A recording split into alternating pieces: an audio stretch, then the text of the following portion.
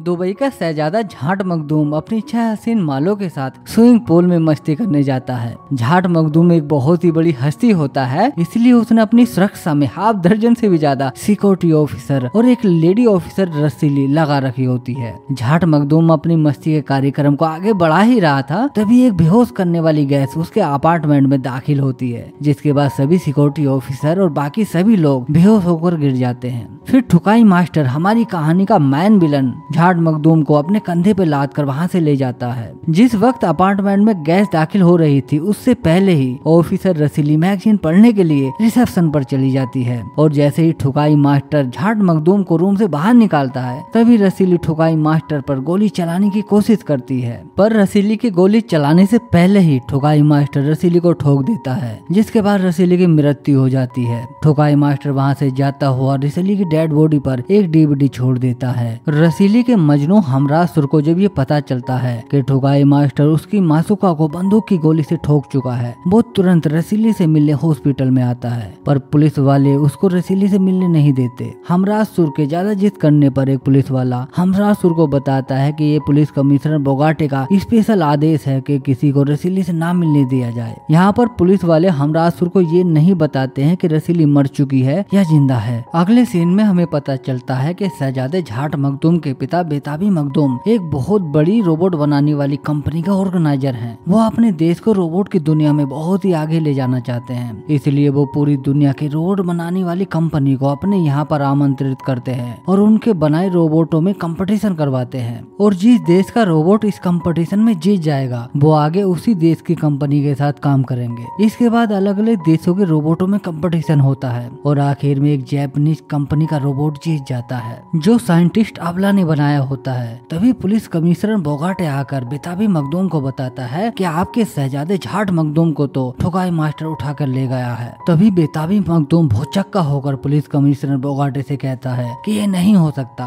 Police commissioner कहता है कि पर ये हो चुका है। उसके बाद टीवी पर वही डीवीडी कैसेट लगाकर चलाई जाती है जो ठुकाई मास्टर रसीली की डेड बॉडी पर छोड़ गया था। टीवी पर ठुकाई मास्टर का जनक खुट्टल कहता है कि बेताबी मखदूम, मैंने तुम्हारे साथ कई बार और बार बार काम करने की गुजारिश की, पर तुमने मेरी एक ना सुनी, पर अब तुम्हें सुननी होगी, नहीं तो मैं तुम्हारी गांड फाड़ दूंगा। उसके बाद ठुकाई मास्टर का जनक खुट्टल अपनी जान गवाकर रोबोट में अपनी जान डाल देता है, जिसके बाद वो बहुत ही पावरफुल रोबोट बन जाता है और उसका नाम होता है ठुकाई मास्टर और हमारी कहानी का असली विलन। डीवीडी कैसेट देखने के बाद में बेताबी मखदूम पुलिस कमिश्नर बोगाटे से कहता है कि बोगाटे तू कुछ भी कर, पर मुझे मेरा बेटा वापस ला दे। साइंटिस्ट अबला बात को बीच में ही काटते हुए बेताबी मखदूम से कहती है कि आपके बेटे को वापस लाना बहुत ही मुश्किल काम है, पर हम अपने रोबोटों की मदद से आपके बेटे को वापस लाने की कोशिश कर सकते हैं। पुलिस कमिश्नर बोगाटे अबला से कहता है कि तुम्हारे रोबोट किसी टीन के डिब्बे से कम नहीं। इसके बाद अबला अपने रोबोट कसीली का एग्जाम्पल देते हुए कहती है, ये मेरा एडवांस टेक्नोलॉजी से बनाया हुआ रोबोट है, क्या ये तुम्हें कोई रोबोट दिखती है? जिसके बाद पुलिस कमिश्नर बोगाटे और बेताबी मखदूम कसीली को घन चक्कर की तरह देखते हैं और अबला की बात पर यकीन कर लेते हैं। आगे साइंटिस्ट अबला अपने नए रोबोट को दिखाते हुए कहती है कि अगर हम ठुकाई मास्टर की तरह इस रोबोट को किसी इंसानी मस्तिष्क से जोड़ दे तो ये ठुकाई मास्टर से कहीं ज्यादा ताकतवर रोबोट बन जाएगा। साइंटिस्ट अबला की ये बात सुनते ही पुलिस कमिश्नर बोगाटे गहरी सोच में पड़ जाता है और इसके बाद रात में ही बोगाटे रसीले की डेड बॉडी को साइंटिस्ट अबला के लैब में भेज देता है, जहाँ पर अबला मशीनों और सॉफ्टवेयर की मदद से रसीली की याददाश्त को एक रोबोट के अंदर डाल देती है, जो हूबहू रसीली की तरह ही दिखता है। होश में आने पर रसीली को जब ये बताया जाता है कि अब वो कोई इंसान नहीं है, वो एक चलता फिरता रोबोट बन चुकी है। इस पर रसीली साइंटिस्ट अबला पर भड़कते हुए कहती है कि तुम्हें मेरे साथ ऐसा नहीं करना था और इसके अलावा मेरी जान बचाने के और भी रास्ते हो सकते थे। अबला कहती है कि तुम्हें बचाने के सारे रास्ते बंद हो चुके थे, बस यही एक रास्ता था तुम्हारी जान बचाने का। आगे पुलिस कमिश्नर बोगाटे रसीली को समझाता हुआ कहता है कि तुम्हें इस पर गर्व होना चाहिए कि तुम मरने के बाद भी देश की सेवा करोगी। फिर रसीली बोगाटे से कहती है कि पर इसके लिए मुझे ही क्यों चुना? कमिश्नर बोगाटे कहता है कि तुम एक जाबाज पुलिस ऑफिसर थी जो इस रोबोट के लिए एकदम परफेक्ट था। फिर रसीली को भी समझ आ जाता है कि मरने से अच्छा है कि उसे दोबारा जीने का मौका मिल गया। अगले दिन रसीली का यार हमरासुर उससे हॉस्पिटल में मिलने आता है। रसीली हमरासुर से अपनी बात छुपाते हुए कहती है कि उसके हाथ में बस जरा सी खरोंच लगी थी और कुछ नहीं। हमरासुर कहता है कि मैंने सुना कि तुम मर गई थी। रसीली कहती है कि सब झूठ है और जो तुम्हारे सामने बैठे, इससे बड़ा सच और क्या हो सकता है। जिस पर हमरासुर यकीन कर लेता है। उधर ठुकाई मास्टर अपनी ठुकाई की भरपाई करने के लिए एक क्लब में पहुंचता है, जहाँ पर एक लड़की ठुकाई मास्टर को चुनौती देती है। ठुकाई मास्टर उस लड़की से कहता है कि मुझसे टकराएगी तो पूरी रात पछताएगी और कहेगी कि आदमी का है या गधे का, मगर फिर भी वो लड़की नहीं मानती। जिसके बाद ठुकाई मास्टर उस लड़की के खेत की ठुकाई इतनी गहराई से कर देता है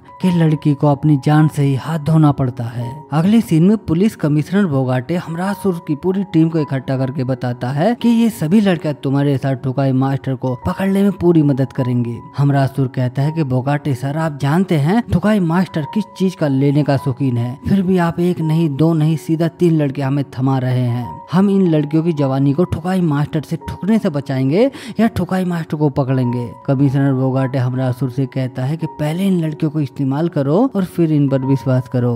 हमरासुर और रसीली की बहुत दिनों से अकेले में एक दूसरे से मुलाकात नहीं हुई थी, इसलिए हमरासुर रसीली को एक क्लब में ले जाता है। दोनों वहाँ पर अपनी जिंदगी के हसीन लम्हे गुजारते हैं। इसके बाद बेड पर हमरासुर रसीली का सारा रस निकाल देता है। अगले दिन कसीली रसीली से हमरासुर के साथ गुजारे लम्हों के बारे में पूछती है, पर रसीली कसीली को उस बारे में कोई बात नहीं बताती। फिर कसीली खुद से बातें करती हुई कहती है कि अब मुझे भी किसी लड़के से प्यार मोहब्बत करके देखना होगा कि इसमें कितना मजा है और कितनी सजा है। और अगले दिन हमरासुर ठुकाई मास्टर को पकड़ने का एक मास्टर प्लान बनाता है, जिसमें हमरासुर ये डिसाइड करता है कि ठुकाई मास्टर को ठुकाई करने का बहुत ज्यादा शौक है। वो जहाँ भी जाता है ठुकाई पहले नंबर पर करता है। अगर हम एक कोठा खोलते हैं और वहाँ पर एक मदहोश हसीना ठुकाई करने के लिए रखते हैं तो 1000% ठुकाई मास्टर उसे ठोकने के लिए जरूर आएगा। और जब ठुकाई मास्टर उस मदहोश हसीना को ठोक रहा होगा तो हम बड़े आराम से उस वक्त ठुकाई मास्टर को पकड़ सकते हैं। सब लोगों को हमरासुर का ये आइडिया कमाल से भी कमाल लगता है और रसीली को उस सबका मजा लेकर देखना था, इसलिए वो कोठे की मदहोश हसीना बनने के लिए तैयार हो जाती है। और फिर अगली शाम से ही कोठे पर ठुकाई का कार्यक्रम शुरू हो जाता है, जहाँ पर कसीली के खेत की जुताई जोरों से चल रही होती है। लोगों को कसीली की मदहोश जवानी पीने में हद से ज्यादा मजा आ रहा होता है, जिसकी वजह से कसीली मशहूर हो जाती है और उसके लेने वालों की एक लंबी लाइन लग जाती है। तभी पुलिस कमिश्नर बोगाटे आकर हमरासुर से कहता है, तुमने एक मामूली से गुंडे को पकड़ने के लिए साला कोठा तक खोल दिया, इससे गंदा और घटिया काम हमारे लिए और क्या हो सकता है, इसलिए इस कोठे को तुरंत बंद करो। इसके बाद कोठा बंद हो जाता है, पर यहीं पर हमरासुर को एक अपराधी बुझी सिगरेट मिलता है, जिसके सर पर कुछ इनाम रखा होता है। हमरासुर उस अपराधी को पकड़कर ठुकाई मास्टर का फोटो दिखाता हुआ कहता है कि अगर तुमने इस आदमी के बारे में हमें बता दिया तो हम तुम्हारे सर पर लगे इनाम को हटा देंगे। बुझी सिगरेट को हमरासुर का ये ऑफर बहुत पसंद आता है। वह हमरासुर से कहता है कि उसने ठुकाई मास्टर को पास ही के क्लब में अक्सर आते जाते देखा है और वो गर्मा गर्म हसीनाओं का बहुत बड़ा शौकीन है, और जैसे ही वो मुझे कहीं मिलेगा मैं तुरंत कॉल करके तुम्हें इत्तला कर दूंगा। इसके बाद से ही बुझी सिगरेट ठुकाई मास्टर को ढूंढने में लग जाता है। ठुकाई मास्टर बुझी सिगरेट को कुछ आदमियों से बात करता हुआ मिलता है, जिसके बाद बुझी सिगरेट ठुकाई मास्टर के पीछे लग जाता है, पर इस बात की खबर ठुकाई मास्टर को हो जाती है, जिसके बाद ठुकाई मास्टर बुझी सिगरेट की सिगरेट को हमेशा के लिए बुझा देता है। अबला बुझी सिगरेट की आंखों को स्कैन करके ये पता लगा लेती है कि बुझी सिगरेट की सिगरेट को ठुकाई मास्टर ने बुझाया है और उसके साथ 3 आदमी और शामिल हैं,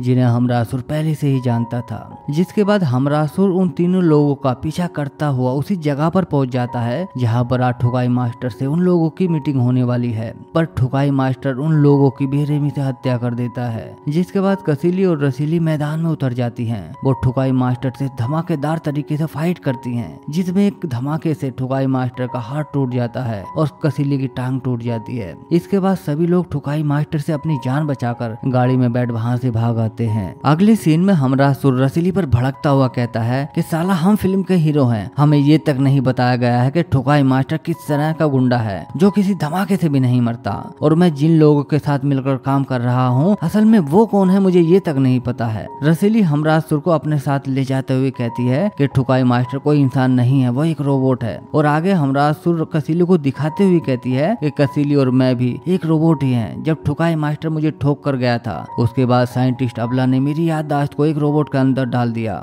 हमरासुर कहता है कि ऐसा नहीं हो सकता। रसीली कहती है कि पर ऐसा ऐसा हो चुका है और मैंने ये असलियत तुमसे इसलिए छुपा के रखी कि जिसकी वजह से तुम्हारा दिल न टूटे। और हमराज, मैं आज भी तुम्हारे बारे में वैसा ही महसूस करती हूँ जैसा मैं पहले करती थी। अगले सीन में ठुकाई मास्टर अपना हाथ सही करके कसीली अबला और हमराजसुर के दो जहरीला को लपेटे में ले लेता है, जिसमें ठुकाई मास्टर जहरीला को गाड़ी से ठोक बजा देता है। जिसके बाद हमराजसुर के बाकी सभी लोग ठुकाई मास्टर को गोलियों से भून देते हैं, पर फिर भी ठुकाई मास्टर वहाँ से भाग जाता है। इस एक्सीडेंट में साइंटिस्ट अबला भी जख्मी हो जाती है, जिसकी वजह से अबला एक हॉस्पिटल में एडमिट होती है। वहाँ पर बेतामी मखदूम कमिश्नर बोगाटे से आकर कहता है कि बोगाटे, मुझे मेरा बेटा वापस चाहिए, चाहे तू कुछ भी कर। अगर तुम मेरे बेटे को वापस नहीं ला पाए तो मुझे ठुकाई मास्टर से सौदा करना पड़ेगा। जिसके बाद तुम देख सकते हो ठुकाई मास्टर दुनिया में कैसा कोहराम मचा देगा। कमिश्नर बोगाटे कहता है कि हम तुम्हारे बेटे को वापस लाने की पूरी कोशिश कर रहे हैं, पर आप हमें सिर्फ 3 दिन का मौका और दे दीजिए, फिर मुझे तुम्हारा बेटा पाताल से खोज कर क्यों न लाना पड़े, मैं जरूर लाऊंगा। कमिश्नर बोगाटे की ये बात सुनकर बेताबी मखदूम उसको 3 दिन का मौका और देकर वहाँ से चला जाता है। इसके बाद साइंटिस्ट अबला कमिश्नर बोगाटे से कहती है कि ठुकाई मास्टर अब मेरे खून का प्यासा है, वो मुझे मारने यहाँ पर जरूर आएगा और उस वक्त तुम उसके साथ कुछ भी कर सकते हो।